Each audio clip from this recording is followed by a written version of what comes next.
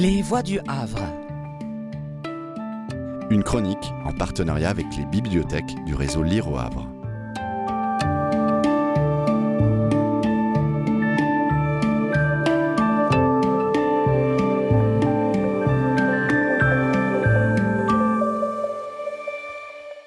Bestiaire du Moyen Âge de Michel Pastoureau.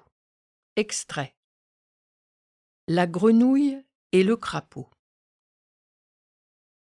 Dans l'eau des lacs et des rivières, on trouve des animaux qui ne sont pas des poissons. Ainsi l'écrevisse, qui dort pendant les mois d'hiver. C'est une sorte de démon des eaux, armé de cornes et de pinces, très méchant, et qui marche à reculons comme tous ceux qui ne suivent pas les voies du Seigneur. Il faut la fuir et ne pas l'imiter.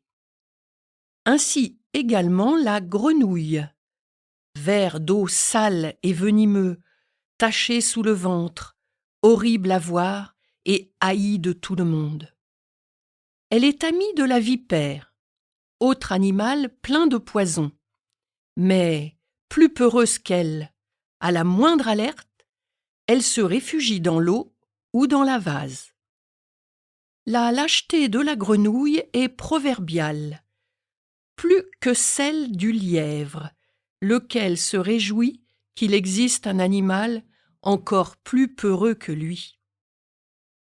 Les grenouilles font beaucoup de bruit, surtout la nuit lorsque se produit l'accouplement.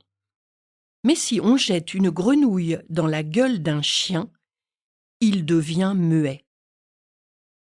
Innombrables sont les recettes dans lesquelles interviennent des organes et produits tirés de la grenouille. Langue, bave, venin, yeux, peau, pattes. Beaucoup ont à voir avec la sexualité.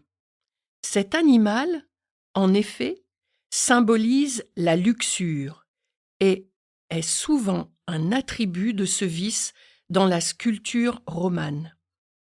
Plusieurs auteurs affirment que si les grenouilles s'accouplent la nuit, c'est pour se livrer à des orgies nocturnes semblables à celles du sabbat. Viols et coïts contre nature n'y sont pas rares. Ce sont des êtres démoniaques. Le crapaud, qui n'habite pas dans l'eau mais qui est un cousin de la grenouille, ne vaut pas mieux. Il hait la lumière, c'est-à-dire Dieu, recherche les endroits obscurs, vit la nuit, mange de la terre, bave, sent mauvais, distille un venin très froid qui se transforme en glace ou en gelée dès qu'on le touche. Comme la grenouille, c'est un luxurieux qui s'accouple dans la pénombre. Mais il est encore plus avare et égoïste que cette dernière. Le crapaud associe sur sa seule figure 4 des 7 péchés capitaux: l'avarice, la luxure, la colère et l'orgueil. Quand il se fâche, ce qui arrive souvent, il se gonfle démesurément comme font les vaniteux. Mais lui, plus encore, il se gonfle tellement que parfois il crève. Juste punition, car 4 péchés capitaux sur 7, c'est presque un record. Assurément, le crapaud occupe une place de choix dans le bestiaire du diable. C'était Les Voix du Havre. Une chronique en partenariat avec les bibliothèques du réseau Lire au Havre.